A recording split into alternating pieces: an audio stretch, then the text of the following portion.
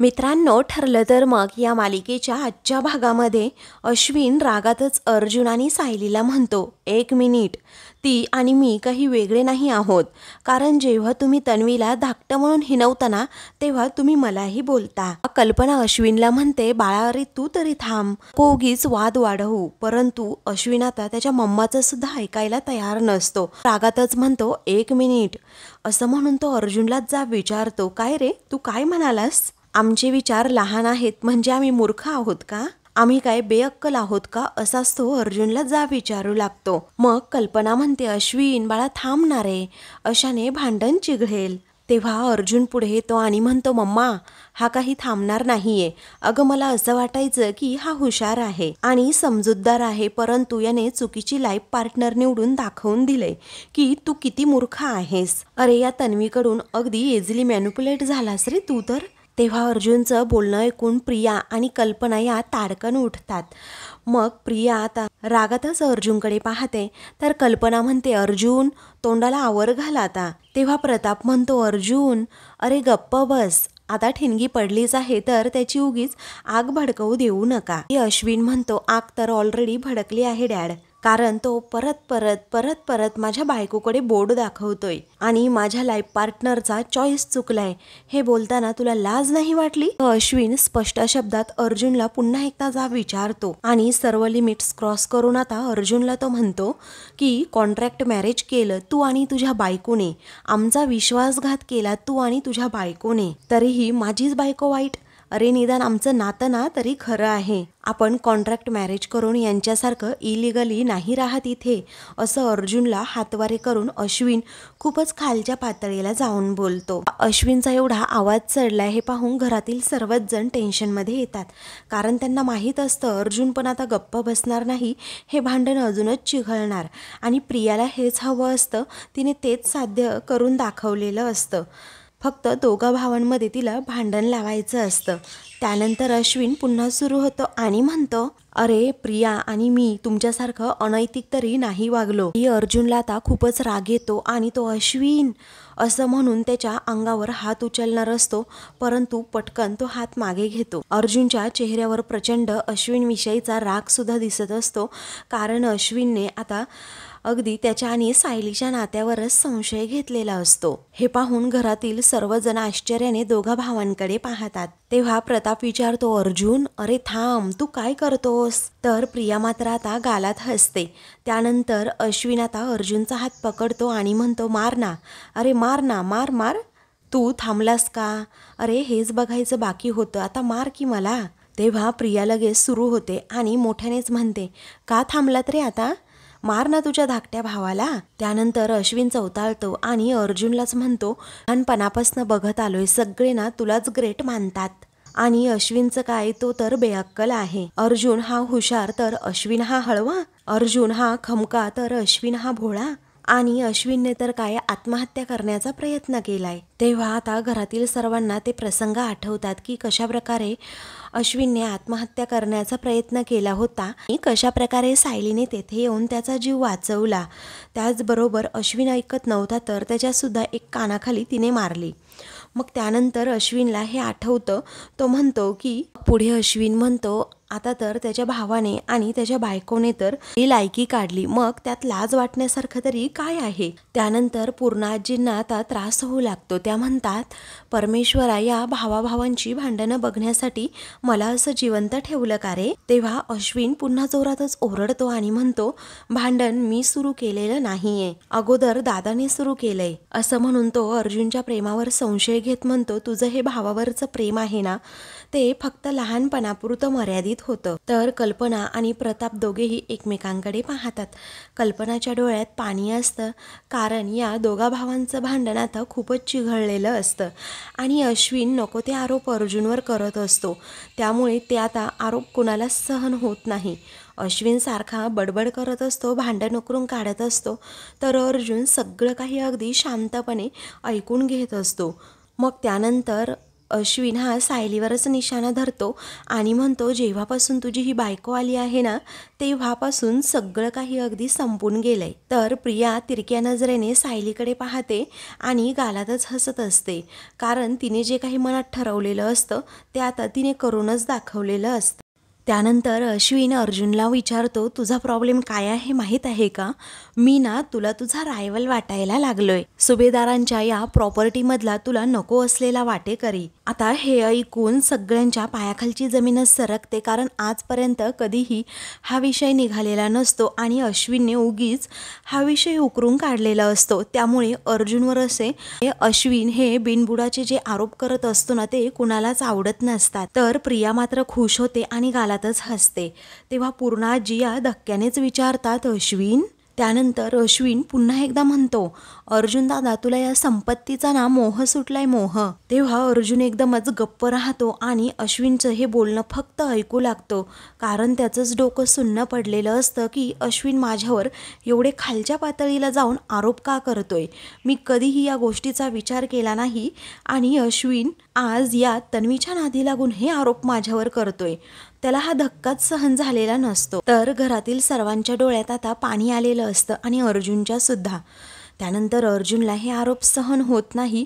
मग तो म्हणतो, बस झालं आता अश्विन. अर्जुन एकदमच इमोशनल होतो आणि म्हणतो, अरे बस झालं, कुठला विषय, कुठे घेऊन जातोस तू? मी तुझ्यावर हात उचलला ना, त्यामुळे सॉरी, पण आता आपल्या दोघांमध्ये ही प्रॉपर्टी तरी कुठून आली, असं तो रागातच विचारतो. मग आता सायलीलाच राहवत नाही. ती म्हणते, हे सगळं ना या प्रियाने यांच्या डोक्यात भरवलंय. तेव्हा सर्वजण प्रियाकडे पाहू लागतात. तर प्रताप म्हणतो, बस झालं आता, पुरे झालं, अजिबात हा विषय नको. अरे मोठे झालात रे तुम्ही आता, एवढ्या मोठ्या मुलांना आम्ही काय धाक दाखवून गप्प करायचं का? अश्विन खूपच नजर रोखून रागातच अर्जुनकडे पाहत असतो. तर प्रिया म्हणते, अश्विन तू कितीही जीव जाळलास ना, तरीही आपल्याला या घरामध्ये मान मिळणार नाहीये. तेव्हा अश्विन विचारतो, का नाही मान मिळणार? हे घर फक्त काय अर्जुन सुभेदारचं आहे का? डॉक्टर अश्विन सुभेदार आणि त्याची बायको सुद्धा या घराचे मालक आहेत. तेव्हा सर्वजण अश्विनकडे खूपच आश्चर्याने पाहतात, कारण अश्विनचा बोलण्याचा टोनच पूर्णपणे बदलून गेलेला असतो. त्यानंतर प्रिया मात्र गालातच हसते, कारण तिच्या मनात जे काही असतं तिच्या तोंडून सगळं अश्विन बोलत असतो. सायली तर एकदम शॉकच होते, कल्पना आणि प्रतापसुद्धा. आजींना तर या दोघा भावांची भांडणच ऐकवत नसतात.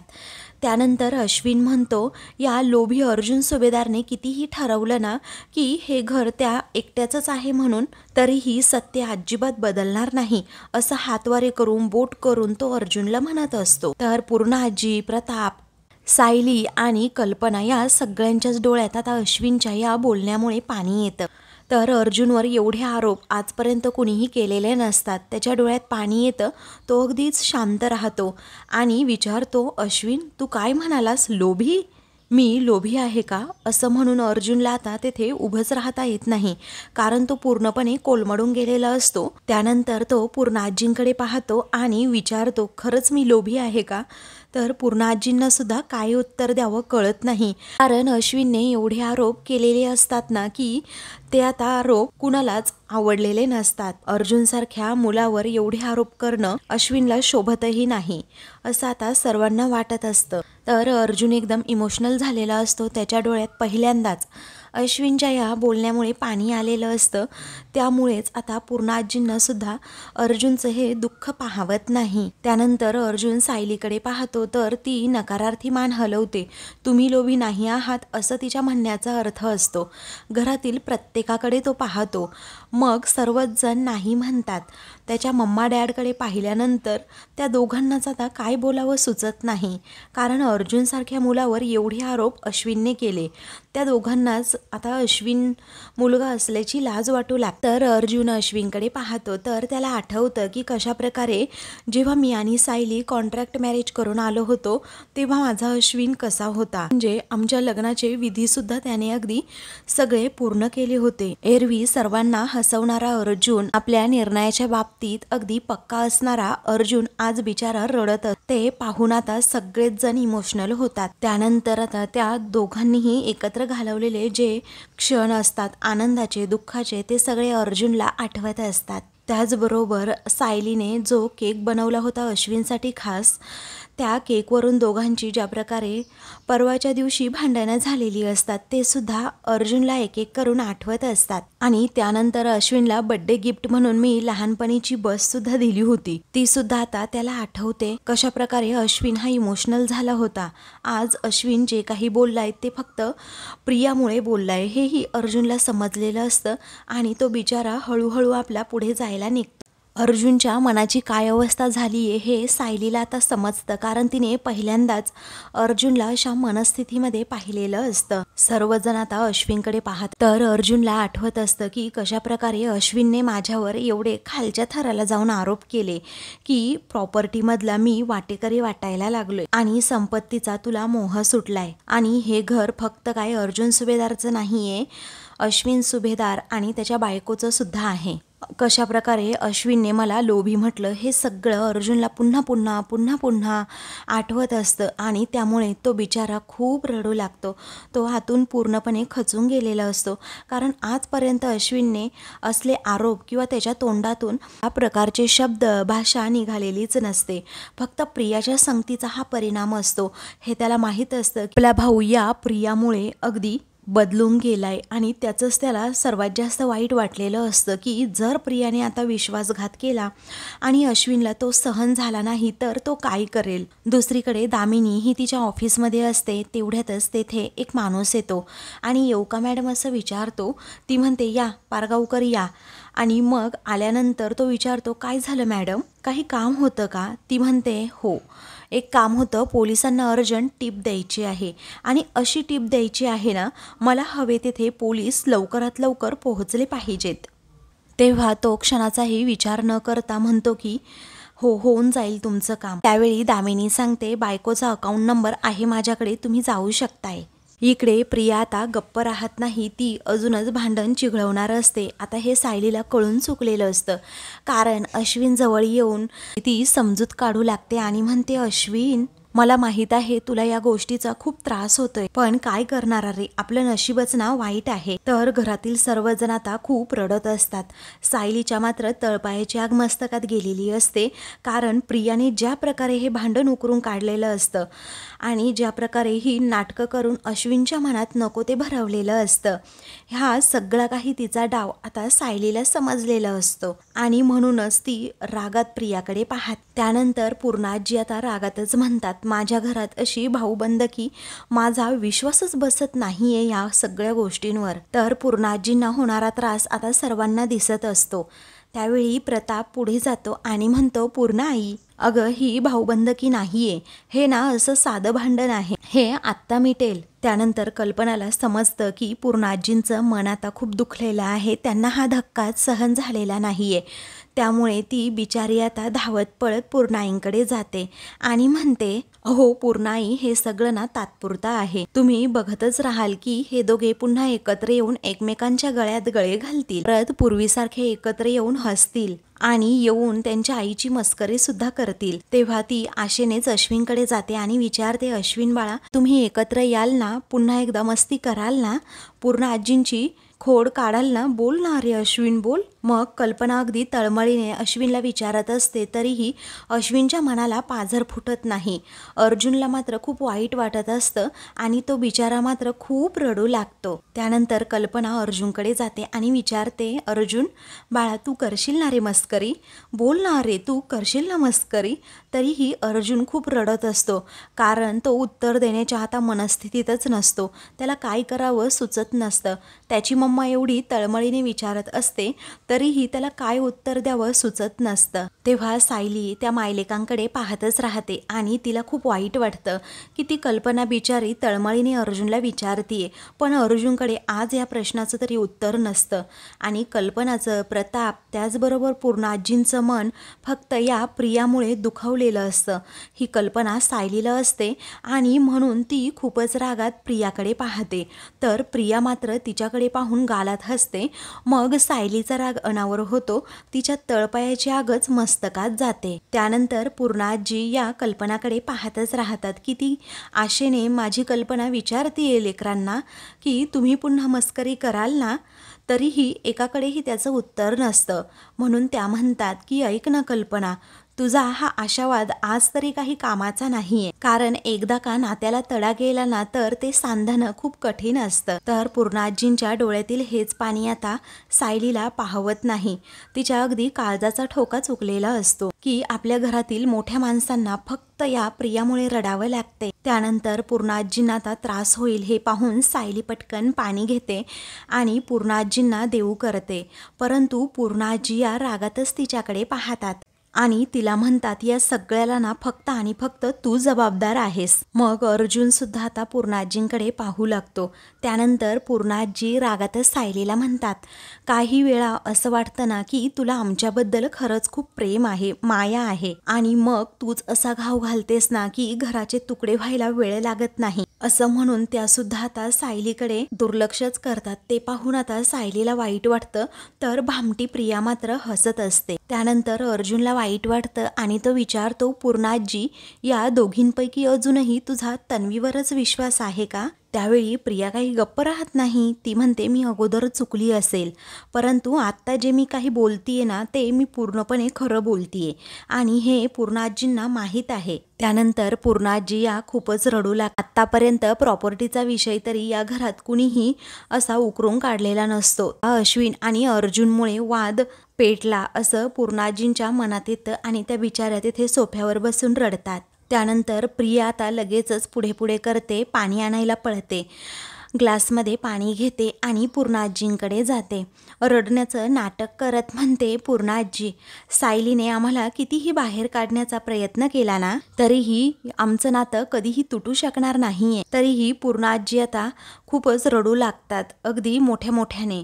त्यामुळे कल्पना सुद्धा धावत पळत पुढे येते आणि म्हणते, पूर्णाई, प्लीज तुम्ही त्रास करून घेऊ नका या सगळ्या गोष्टींचा. त्यानंतर प्रतापलाच वाईट वाटतं की आपल्या आईची अशी अवस्था झाली या मुलांमुळे.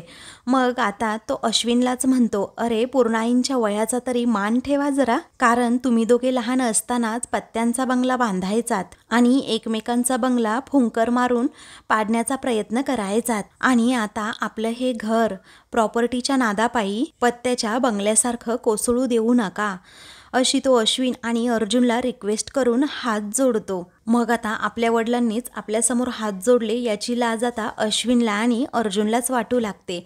घरातील सर्वजण आता प्रतापकडे पाहतच राहतात, कारण प्रतापचंही मन खूप दुखवलेलं असतं. तर प्रिया मात्र गालात हसते, कारण या सगळ्याचा दोष आता सायली आणि अर्जुनला कसा देता येईल याचाच विचार ती फक्त आणि फक्त करत असते. मग अर्जुन खूपच इमोशनल होतो आणि म्हणतो, डॅड प्लीज तुम्ही असं हात जोडू नका आमच्यासमोर. तर आता प्रतापची ही झालेली अवस्था पाहून बिचाऱ्या सायलीच्या मनाचीही घालमेल होत असते. त्यानंतर अश्विन म्हणतो, हो डॅड, तुम्ही असं हात जोडू नका, पण शेवटी दादाला वागायचं आहे ना, तो तसंच वागणार. तेव्हा अश्विन पुन्हा एकदा अर्जुनवर निशाणा साधतो आणि त्यालाच बोलू लागतो. आता ते पाहून प्रतापलाच धक्का बसतो की हा अश्विन तरी गप्प बसायचं नावच घेत नाही. मग सायली सुद्धा अगदी धक्क्यानेच अश्विनकडे पाहते, कारण वातावरण शांत झालेलं असतं आणि अश्विन पुन्हा भांडण उकरून काढण्याचा प्रयत्न करतो. तर प्रिया मात्र हसत असते, कारण तिचा जो काही हेतू असतो तो साध्य झालेला असतो. त्यानंतर अर्जुन म्हणतो, आय एम सॉरी डॅड, मला तन्वीचा कितीही राग आला ना तरीही मी घरच्यांचा विचार करायला हवा होता, पण आपले हे रोजचे आणि नेहमीचे असणारे वाद प्रॉपर्टी आणि त्या हक्कांपर्यंत जाऊन पोहोचतील अशी कल्पनासुद्धा मी मनात कधी केली नव्हती. त्यामुळे डॅड प्लीज तुम्ही असं आमच्यासमोर हात जोडू नका, प्लीज प्लीज, असं म्हणून तो रिक्वेस्ट करतो. अर्जुन आता खूपच रडू लागतो. ते पाहून सर्वांनाच वाईट वाटतं आणि तो सारखा म्हणतो, डॅड प्लीज तुम्ही असं हात जोडू नका, डॅड प्लीज तुम्ही असं हात जोडू नका. मग सायलीला अर्जुनची ही झालेली अवस्था त्याच्या मनाची झालेली ही घालमेल पाहवत नाही. ती त्याला समजावण्याचा प्रयत्न करते. अहो प्लीज तुम्ही जरा शांत व्हा. तरीही अर्जुन शांत होत नाही, कारण त्याच्या मनाला आज खूपच तन्वीचं, अश्विनचं आणि त्याचबरोबर इतर घरातील सर्वांचं बोलणं लागलेलं असतं. अर्जुनला एवढंच पहिल्यांदा असं ओक्साबोक्शी रडताना पाहून कल्पना, पूर्ण आजी आणि प्रतापच्याही काळजाचा ठोका चुकलेला असतो. सर्वजण अर्जुनकडे आता पाहत असतात, कारण आजपर्यंत अर्जुनला एवढं दुःख कधीही झालेलं नसतं. सर्वजण त्याच्याकडे पाहून पुन्हा एकदा खूप रडू लागतात, कारण आपल्या घरातील मोठा मुलगा एवढा रडतोय हे पाहून कुणालाच ते सहन झालेलं नसतं, कुणाला पाहवत सुद्धा नसतं. त्यानंतर सायली आता प्रियाकडे मागे वळून पाहते, तर प्रिया आता गालात हसत असते. सायलीला मग समजलेलं असतं की या भामटीमुळे सगळं काही झालंय आणि हिनेच हे भांडण उकरून काढलंय.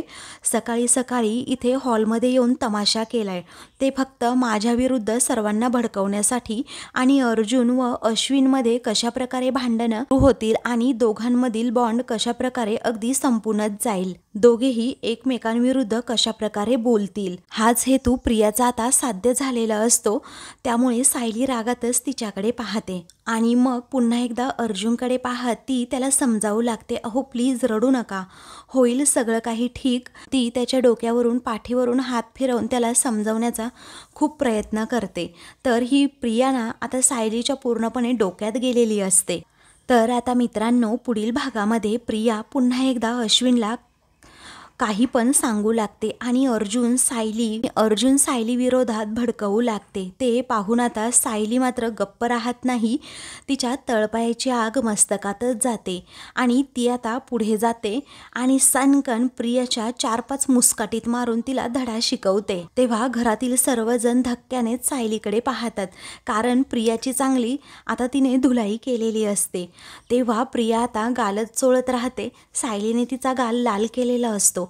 त्यानंतर सायली म्हणते, आज फक्त तुझ्यामुळे माझ्या कुटुंबातील सर्वांच्या, त्याचबरोबर पूर्ण आजींच्या आणि माझ्या नवऱ्याच्या डोळ्यात पाणी आलं आहे. पण आता हे शेवटचं पाणी त्यांच्या डोळ्यात येणार, कारण यापुढे जो चुकणार ना, फक्त आणि फक्त तोच रडणार, अशी धमकी सायली प्रियाला देते आणि तिचा एका क्षणातच माज उतरवते. त्यानंतर ती घरातील सर्वांना विचारते, काय पूर्ण आजी, आई बाबा, ही तुमच्या लाडक्या प्रतिमा आत्याची मुलगी आहे, म्हणून ही कधी चुकू शकत नाही असं तुम्हाला वाटतं का? पण आज जे काही घडलं आहे ना, त्याला जबाबदार फक्त आणि फक्त प्रिया आहे, असा सायली आता प्रियाचा खोटेपणा उघड करून तिच्या सर्व मुसक्याच आवळते आणि अर्जुनची बाजू आता ती मांडते. तर प्रिया रागातच सायलीकडे पाहते, तर सायली सुद्धा गप्प राहत नाही. ती सुद्धा तेवढ्याच रागात आता प्रियाकडे पाहून तिचा माज उतरवते.